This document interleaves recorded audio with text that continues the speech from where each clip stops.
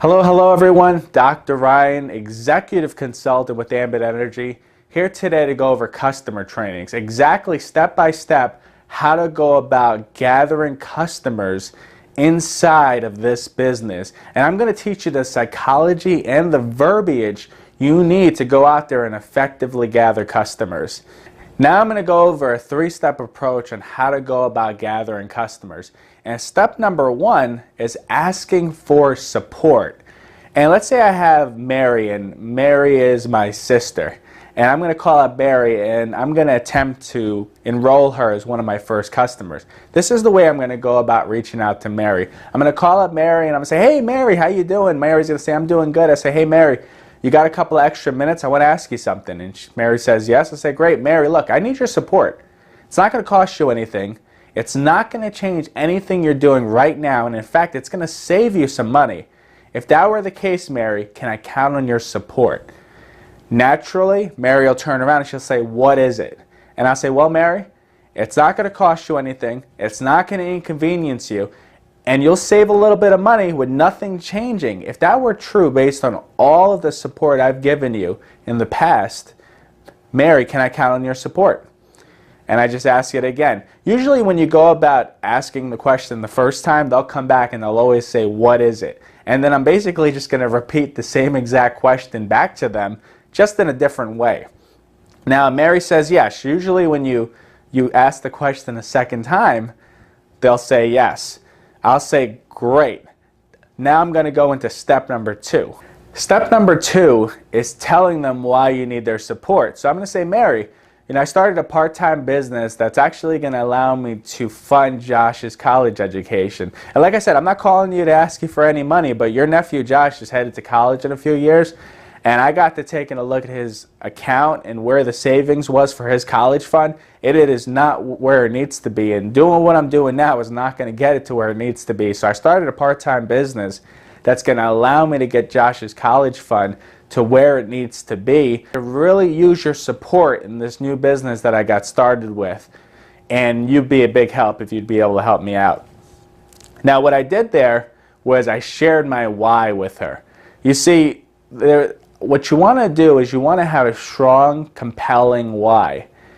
And the stronger your why is, the more effective this customer gathering approach will be.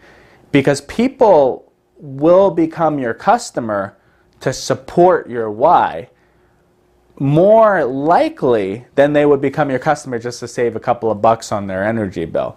So that's why you always want to be able to share your why, and you want to know what your why is, and you want to hold it in front of you and be willing to share it with people.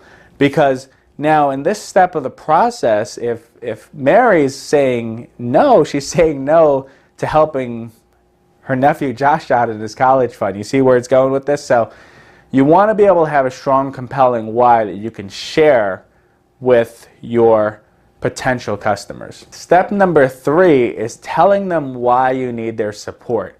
And the way I'll go about doing this in this example is I'm going to be referring to a company called Con Edison. And that's just the local incumbent in the area that my sister Mary lives in. Now you're going to use the incumbent provider of the potential customer in your approach. So the way I'm going to go about doing this is I'm going to say, "Hey Mary, do you recall receiving a letter from Con Edison informing you that you have a right to choose your energy supplier?" And some people might say yes, and some people might say no. Either way, it doesn't matter. And then I'm going to say, "Mary, were you aware that Con Edison buys energy from multiple sources and then they resell it to you as a consumer?" Mary might say yes, might say no. Either way, it's okay. And then I'm going to say, "Hey Mary, listen, that's great, because you could actually tell Con Edison to buy energy from a less expensive source and pass those savings on to you. And what I get paid to do is educate people that they can choose to save money by simply telling Con Edison to buy it for less and pass those savings on to you." So basically what I'm asking you to do is become a customer of mine. Like I said, not going to cost you a dime.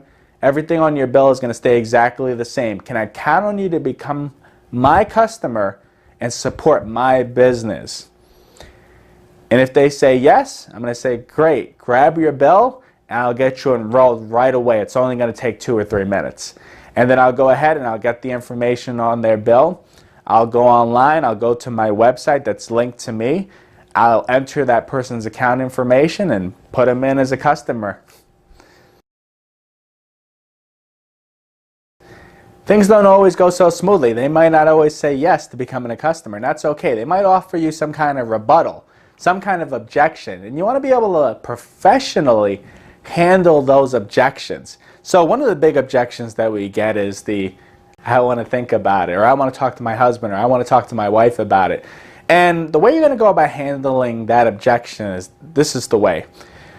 I'm going to say, hey Mary, listen, I know you don't completely understand this. So it boils down to trust. Listen, if I opened up my own restaurant or my own coffee shop, would you support my business? And of course Mary's going to say, yes, of course I would support your business. And I'm going to say, well Mary, this is no different, except in this case your support won't actually cost you a dime. Instead, it's actually going to put money back in your pocket. And Mary, I've done my due diligence. I would never ask you to do anything that would hurt you and your family. And I'm telling you that I can help you save money with nothing changing. So please be one of my regular customers. It's only going to take a couple of minutes and it would really mean the world to me. Really simple way to handle this rebuttal. I'm just saying, hey look, if I had a traditional business, of course you would support me, wouldn't you? And they're going to say yes. And I'm going to say, look, this is no different, except you're not even spending any money. And it's only going to cost you a couple of minutes of time. Would you please support me in my new business? So you're basically just comparing it to a traditional business, and really this is no different. A more general way in handling a rebuttal or someone that gives you an issue in becoming a customer is I'm going to just lean on that relationship with them. And I'm just going to ask them a simple question. I'm going to say, hey Mary, do you think I would ever ask you to do something that would hurt you or your family? And of course Mary's going to say, no, of course not. Obviously you would never ask me to do anything that will hurt me or my family. And then I'm going to say, well, Mary, I'm not about to start now. Do you trust me?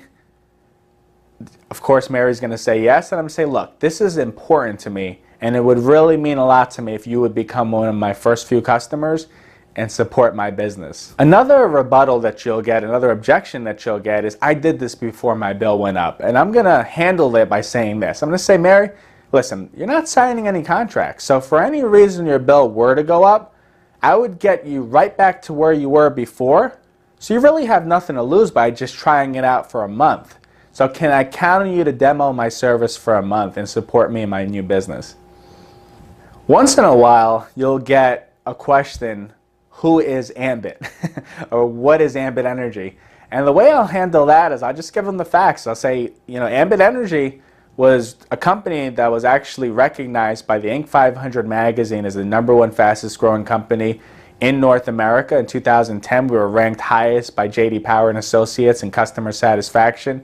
The company itself is actually based out of Dallas, Texas. It was started by the 7-Eleven family, and we've been in business since 2006. Right now, we're servicing over 1.2 million customers, and we even have an A+ rating with the Better Business Bureau.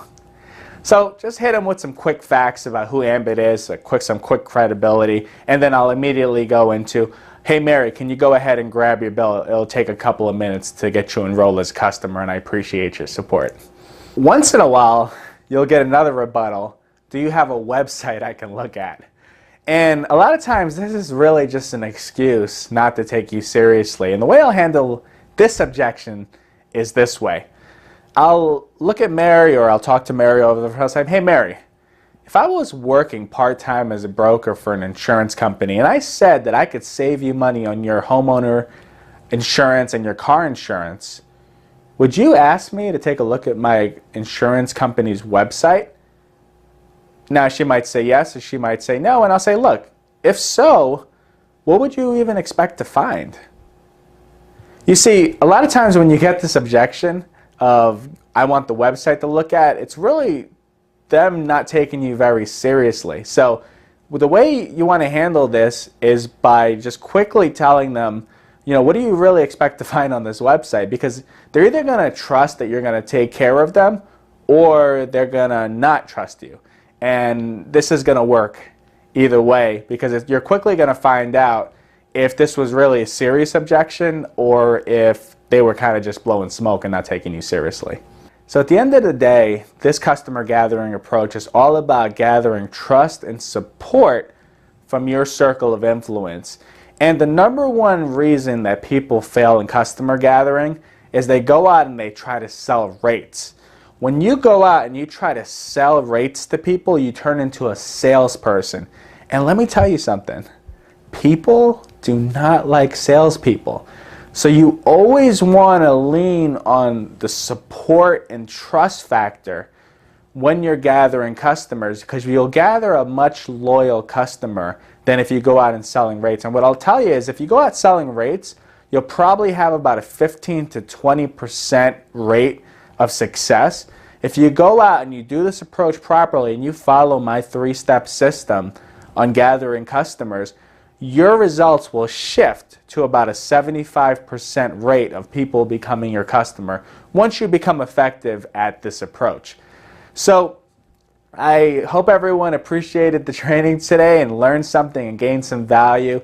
Again, this is Dr. Ryan, Executive Consultant with Ambit Energy, here to teach you exactly step by step how to go about gathering customers, people you know, love, and trust that'd be willing to help and support you.